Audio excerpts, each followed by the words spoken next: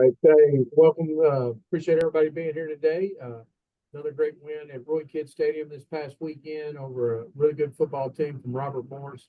Really proud of our players and how they came out and approached the day, along with all the elements and everything that was supposed to be involved that ended up not being involved until after the game, and then our coaching staff and how they approached this 3-game run we had here at Roy Kidd Stadium. And really pleased with where we're sitting at right now, but I got a lot of work to do this week to get ready for what's going to be a tough UAC schedule, and starting on the road back to back, long flights across the country. So very excited to get some of the guys healed up and back with us, and continue to develop our young guys. So with that, I'll open it up for any questions. All right. Coach, when you look at this 3-0 start at home, talk about the importance of that as far as, your schedule and everything goes. Now you get some momentum with the 3-0 record at home, and now you get that bye week heading into conference play. So just talk about the importance of all of those things aligning to now hopefully make a run and do some things in conference. Well, I think with those 3 games, you had a conference game, and then 2 other opponents, and all FCS opponents. And, I think for us, it was a chance to get the first conference win and underneath our belt, which we did with the first game, and then get 2 non-conference games that we can clean up some things that we needed to clean up and play hard and be challenged at times, but also finish the game the way it should be, and get ourselves ready for the open week, which will give us an opportunity to prepare for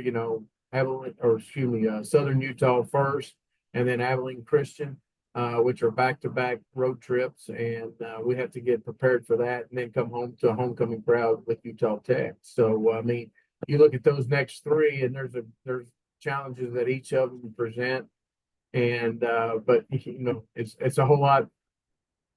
Winning is living, and so to be coming around here and with a smile on your face at 3-0 at home in the last 3 games is something that's fun to do, and we've got to continue to enjoy that feeling and earn that feeling. About your home crowd, I know we talked about the weather being an issue, but even in the Moorhead game where the fans left and a lot of them came back, I feel like there's been a lot of good home attendance thus far through these first 3 games, and just talk about that and what it's like playing in front of a packed house and at RKS. Well, I think it's always important to have the fans there for our players. I mean, they put in such hard work all year, not just the week before the game. I mean, for a lot of people that's all they think about, but they don't think about all summer being here, all different times of the year when everybody can go home and do what they want to do. And these kids are up here working to tail off to try to represent not only themselves, but EKU football and EKU. And I think it's important that our fans understand that, our alumni understand that, and the people that just live in the town and need something to do understand that and come out and support these guys, because I think they're exciting to watch. They're good young people that play hard. I do think we play extremely hard right now, and we do have talent that's going to play at the next level that's been proven, in our time here the last 3 years, and we'll continue to next year. Last question for me. I feel like on defense, there's been somebody different or somebody else's name that we're calling each week, whether it be somebody on the D line, one of your linebackers, against Moorhead State, it was your corners and safeties, kind of making some bigger plays for you. So talk about your defense and just what it's like seeing somebody different step up each week and be the guy that makes a big play or 2. Well, I mean, I think our defense is coming into what they need to be. I mean, we're still not where we want to be. And that's no disrespect to the young men in that room and the coaches in that staff room, but it's obviously it's better number wise than it was last year and the year before, and everybody forgets the year before we went to the playoffs, and so hopefully we can continue that and continue to have good numbers and continue to have good success. Winning is the most important thing. That's the number one stat that I look at. Everybody else wants to look and give me stats on all this other stuff, which is great. great comparisons, great for publicity, great for promotion of the program and all those types of things. But when it comes down to it, in the end, it's the W column and the L column that matters. And both our offense and defense are doing a nice job of putting us in those right now. But defense wins championships, and we're going to have to do that to win a championship. We're going to have to play really good defense to win a championship, and coach really good defense to win a championship. And we're on the process of doing that. I'm pleased with our players, and I got a text early in the week or sometime in the week that said, "Hey, it's amazing how different your defense can look when you have good players." And I said, "What do you mean? Because we only have 3 new players." Now we have more experienced players, which makes a huge difference. But the only ones I know starting that are different are Vito, Tisdale, Braden Sullivan, and one of the safeties, either Sam Robertson or Jaheim Miller. And so, and that's no knock to those young men. They're playing really well. And so that does help your defense. But it's also, the fact that our defense has gotten reps and grown up, and, D-line's playing at a high level right now. And, and I think that starts everything. Cameron? Hey there, Walt. Appreciate the time. Only have 2 from me. First off, I just want to ask, obviously, the ability to stack together 3 consecutive wins, 3 consecutive good weeks at home. I'm sure you knew some things about this team after fall camp and even after the 2 games against FBS opponents. But is there anything that you learned specifically over the last 3 weeks in being able to stack 3 consecutive good performances that maybe you didn't know about your team before this recent streak? Well, I think offensively, we're running the football a little better than I thought we could. And, I think that's a credit to obviously Andy Richmond, our offensive coordinator, but also Eric Ravalette, our offensive line coach, and our offensive line and tight ends are doing a nice job. We got to be more consistent in some things, but they're doing a nice job of giving us the opportunity to run the football the way.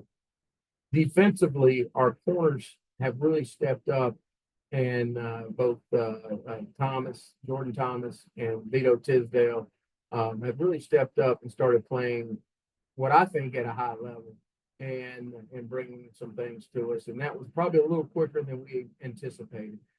Also, you've got Craig Gooden, who's playing back there. We lost a guy to a knee injury, Garnett Wilds. So now we're bringing in DJ Galva, who's a true freshman, talented young man, and some other guys. And so, the depth got hit a little bit, but those first 3 are playing really well, and we've got to continue for them, to play well, for us to play good defense. But it's been a pleasant surprise so far, especially after the first game, where it didn't look as good, kind of like what I thought, and then boom, all of a sudden they started doing some good things.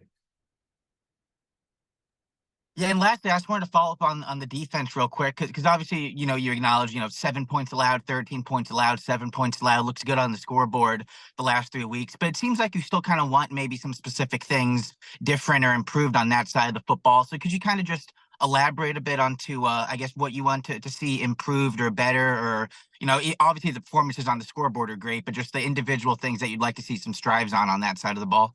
I just want to see us continue to grow. And there's some technique things that we have to do, using our hands better at the point of attack, especially on the second and third levels of our defense. I think, some of our middle field coverages need to be more crisp, and our drops need to be more consistent in what we're doing with some of the younger guys that that are playing a little bit more now, and to create some issues on,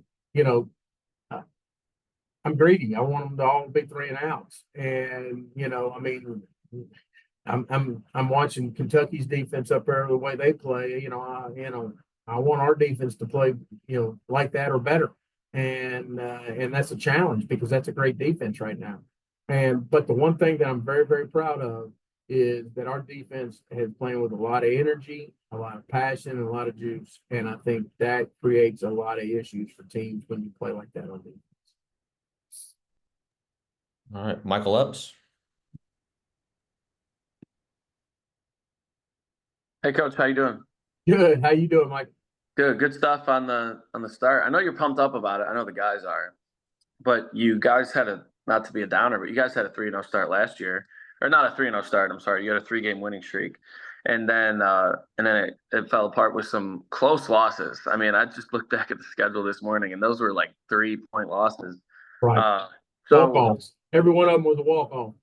yeah, and it's tough because I know you knew you had a team that could, get to the FCS playoffs, and it was just a tough break. So how do you keep your group composed? Obviously, you want them to roll with this confidence, but still being attacking, because it seems like you guys have been attacking each of these last few weeks and really having big wins, which you didn't have last season. All of those wins or losses were really close. So for you guys to get big wins, how much confidence does that build? But also, staying locked in, knowing you guys got to keep this rolling. Well, I think the one thing that having some separation in your wins does for you is it lets other people play. And so when they get into the game, it's not critical time to make a mistake, and then they make a mistake, and it can cost you a game, or win you a game if it goes the other way. And I think what's happened is in these last 2 weeks, we've had a lot of young men play it. It creates intensity in practice. It creates more juice in practice and more confidence in your whole team, not just in the guys that are doing the good stuff on the field. And so I think number one, that's probably one of the biggest things you notice. Number two is, we know we're hitting the meat of our schedule after we get out of open week. I mean, we're realistic in what we've done, and we know, taking a road trip that we wasn't expecting to take until July to Southern Utah is going to be a challenge in itself. The flight out there, the altitude, all the things that come into play, we have to be prepared for. And but I think that gives our young men confidence. I mean, just like I said earlier, winning is living, and they're enjoying living right now. So I don't want to bust that bubble, but we've got enough senior leadership as opposed to last year on this team, and that's nothing against the seniors last year. It's the numbers of senior leadership. Well, we've got 20 seniors and 2021, I can't remember, right in there, and those guys, in numbers are stepping up and doing some quality things, and I think. We have to continue to see that for us to be able to win the games you're talking. Yeah, and I don't know if you guys gave up single digits all year last year. I mean, the defense. Yeah, I don't remember. I mean, like you got to be happy with them. Is that something that you feel like can continue the rest of the season? I mean, it's going to be difficult, as we get into more difficult games. But when you do what you're supposed to against who you're supposed to, then that's all you can go by. And that's what we've done the last 3 weeks. And so we have to continue to, meet our expectations. And yeah, I walk into the defensive staff room every week and put my expectations for a week in there, offensively too. And it's a big goose egg. I mean, we're striving for that shutout. Now, will we get it? I don't know. I mean, that's hard to do. And what the young men are finding on defense is you can't be wrong in a series and get a goose egg, because teams are going to, they're going to expose you. And I think that's the growing process for our defense. Offensively, we're getting better and better, and we're putting up numbers, and we're meeting the numbers too. So I hope we can do that, because that means we'll have a chance to win everybody.